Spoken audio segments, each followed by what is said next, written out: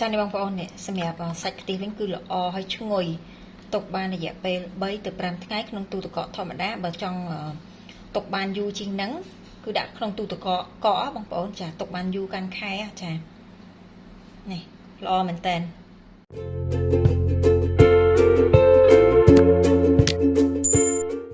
សួស្តីបងប្អូនទាំងអស់គ្នាចាថ្ងៃនេះនេះខ្ញុំមកប្រាប់ពីរបៀបរក្សាទុកខ្ទិះដូងចានៅក្នុងទូទឹកកកទុកបានរយៈពេល3 ទៅ 5 ថ្ងៃនៅក្នុងទូធម្មតាបើសិនជាចង់ទុកបានយូរបងប្អូនដាក់ទូកកចាអញ្ចឹងកុំឲ្យចាំយូរយើងទៅមើលពីរបៀបធ្វើចាអញ្ចឹងយើងលើកខ្ទិះដូងមកយើងដាក់នៅលើចង្ក្រានមករួចហើយយើងបើកភ្លើងសម្រាប់ភ្លើងគឺយើងបើកភ្លើងល្មមបងប្អូនចាភ្លើងធម្មតាចាបន្ទាប់ពីយើងបើកភ្លើងហើយបងប្អូនយកវែកឬឈើយកមកកូរអញ្ចឹងមកចាយើងកូរតតែខ្ទិះដូងមកយើងពុះហើយខ្ទិះដូងនេះគឺយើងអត់ឲ្យពុះខុចខ្លាំងទេបងប្អូននៅពេលបងប្អូនកូរហ្នឹងគឺយើងឃើញកន្លែងឆ្នាំងនេះគៀនឆ្នាំងហ្នឹងគឺពុះរិញយើងអាចបិទភ្លើងបានទេចារបៀបរក្សាទុកខ្ទិះដូងនេះគឺអត់ពិបាកបងប្អូនចាងាយស្រួលធ្វើមែនតើប៉ុន្តែបើសិនជាបងប្អូនអត់ធ្វើដូចនេះខ្ញុំធ្វើទេបងប្អូនពូតខ្ទិះដូងហើយយើងយកមកទុកក្នុងទូធម្មតាចាទុកបានតែមួយយប់គឺផ្អូមហើយបើចង់ឲ្យទុកបានយូរបងប្អូនដាក់ទូកកចាប៉ុន្តែបងប្អូនធ្វើដូចនេះខ្ញុំគឺយើងទុកបាន3 ទៅ 5 ថ្ងៃចាអានឹងអត់ខូចប៉ុន្តែបើចង់ទុកឲ្យយូរកាន់ខែហ្មងបងប្អូនដាក់ទូកកចាយើងអាចម្លែកបានបងប្អូនដាក់ជាគឡឬកែវឬដបប៉ុណ្ណាដែលបងប្អូនអាចយកមកធ្វើម្ហូបឬក៏ចង់ធ្វើអីក៏បាននិយាយទៅតាមចំណង់ចំណូលចិត្តបងប្អូនណាចាងាយបងប្អូនចា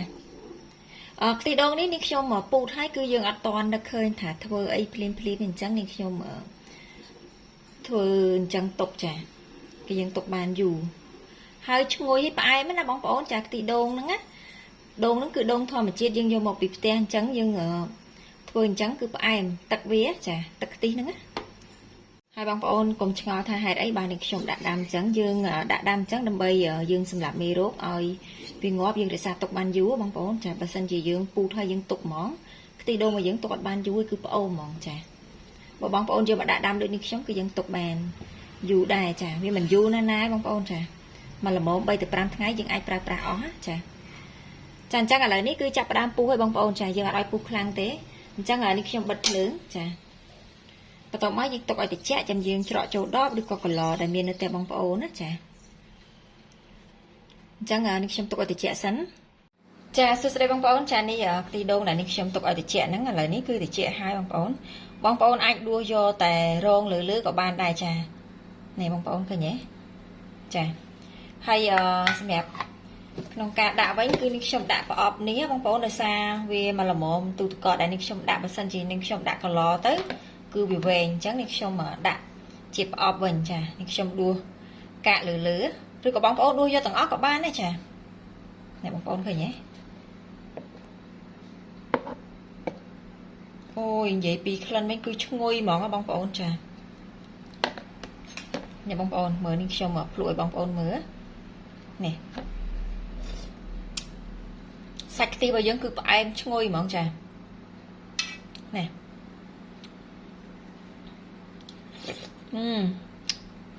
ឆ្ងាញ់ល្អមែនតើបងប្អូនចាបងប្អូនចង់ដួសចាក់យកទាំងអស់ក៏បានដែរនិយាយទៅមិនបាច់ដួសដូចនេះខ្ញុំក៏បានដែរចានេះហើយខ្ទិះដូងនេះបងប្អូនយកទៅធ្វើអីក៏បានដែរណាចាយកទៅស្លខ្ទិះធ្វើបង្អែមនេះបានទាំងអស់ចាអានេះគ្រាន់តែនេះខ្ញុំប្រាប់ពីការទុកដាក់ខ្ទិះដូងណាចាបើសិនជាបងប្អូនទិញមកពីផ្សារហើយយើងដាក់ចូលនៅក្នុងទូទឹកកកហ្មងយើងអត់ទាន់ធ្វើអីភ្លាមគឺទុកតែមួយយប់ខូចទេបងប្អូនជូរខូចហ្មងតែបើសិនជាបងប្អូនទិញយកមកហើយចាទិញអាខ្ទិះនឹងសាប់យកមកហើយយើងនឹកអត់ទាន់ឃើញធ្វើអីបងប្អូនដាក់ដាំដូចនេះខ្ញុំអញ្ចឹងហើយយើងទុកក្នុងទូទឹកកកធម្មតាបាន3 ទៅ 5 ថ្ងៃទុកក្នុងទូកកបានយូរកាន់ខែឆ្នាំបងប្អូនចានិយាយទៅបើសិនជាបងប្អូនចង់ធ្វើមកល្មមដែលយើងតម្រូវការចង់ដាក់ជាផ្អែមឬក៏ធ្វើអីហ្នឹងបងប្អូនខ្ចប់ឬក៏ដាក់ដបដាក់ប្រអប់មកល្មមដែលយើងត្រូវការហ្នឹងនៅពេលដែលយើងដាក់ចូលទូកកហើយបងប្អូនចង់ធ្វើអីផ្អែមអីហ្នឹងបងប្អូនយកមកប៉ុណ្ណាដែលយើងដួសទុកដាក់សម្រាប់យើងធ្វើផ្អែមធ្វើនំធ្វើអីចឹងណាបងប្អូនចាហើយយើងយកចេញមកក្រៅមកទុកឲ្យត្រជាក់វាលីតកកយើងអាចយកមកធ្វើបានណាចា ចានេះនេះខ្ញុំដួសខ្ទិះលើហ្នឹងគឺបានប៉ុណ្ណឹងបងប្អូនចានេះចាបន្តមកនឹងខ្ញុំបិទគម្របដាក់ចូលនៅក្នុងទូទឹកកកធម្មតាចាទុកបាន3ទៅ5ថ្ងៃបងប្អូនចាអញ្ចឹងសម្រាប់វីដេអូគឺមានតែប៉ុណ្្នឹងទេចាអរគុណជំរាបលាបាយបាយ